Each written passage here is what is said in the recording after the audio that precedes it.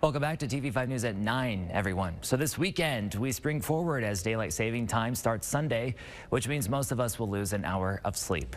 Calling in this morning on how this change impacts our health, we have clinical professor of neurology at University of Michigan, Dr. Anita Shellkiger. Thanks for being here. How are you? I'm doing well. Thank you for having me. How are you doing today? I'm good. And you know what? I'm not ready, though, to lose an hour of sleep. But, doctor, parents know that struggle of getting their kids up in that morning, especially after a time change. How does daylight saving time impact children and, like, their school performance? Absolutely. Great question. So when we spring forward, as you mentioned, we lose an hour of sleep. And so that can be really difficult, particularly the next day on that Monday, because with that hour of sleep loss, it's really hard to get out of bed. Sometimes that difficulty can even persist in the many days after the time change. And it's also harder to wake up when it's darker in the morning, and it's harder to go to bed when there's more light in the evening. So all of these things combined make it harder to get the amount of sleep we need. And then in that context, it can be hard for kids to be fully attentive and able to learn properly. Yeah, especially when they're feeling sleepy, I'm sure. Exactly. Yeah, so when we think of the time change, we tend to focus on the lack of sleep. Can you tell us how that affects our mental health? Sure, absolutely. Consistent restorative sleep is very important for our overall health and well-being, and that includes our mental health as well. So being shortchanged on sleep can be problematic, especially if somebody already has a predisposition to having a mood issue, or even if not, again, just being shortchanged on that sleep over the long haul can be problematic in terms of mood.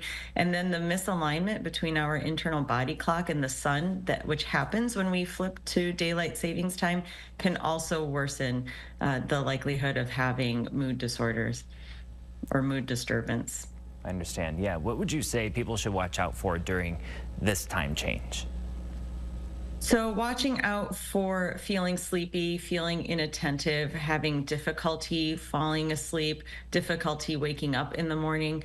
The ways we recommend to get around that are to make sure that the sleeping environment is cool, dark, and quiet. So sometimes people will need to have room darkening shades or even a simple eye mask to block the evening light that happens when we get into daylight savings time in the evening hours.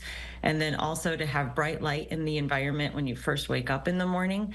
And so that can be either through sunlight, but when the sunlight's not there because we've shifted the clock, then at least with the lights in our bedroom and our homes. That's a good way to address it. And for someone like myself, waking up at 1 in the morning for work, it can be really jarring. So I will take that into account to make sure my lights are on as I wake up. Any ways that we can find more information on how the time change affects us, doctor?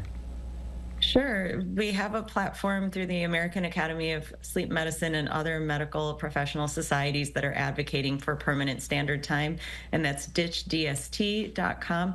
You can also find more information on the Coalition for Permanent Standard Time as well. So we highly encourage people to learn more about this and to advocate for permanent standard time for our overall health and well-being as well. Perfect. Is there anything else that you want to add? Maybe you didn't get a chance to say yet. Sure. I would just add that healthy sleep is a pillar of our overall health and well-being, the same way nutrition and movement are.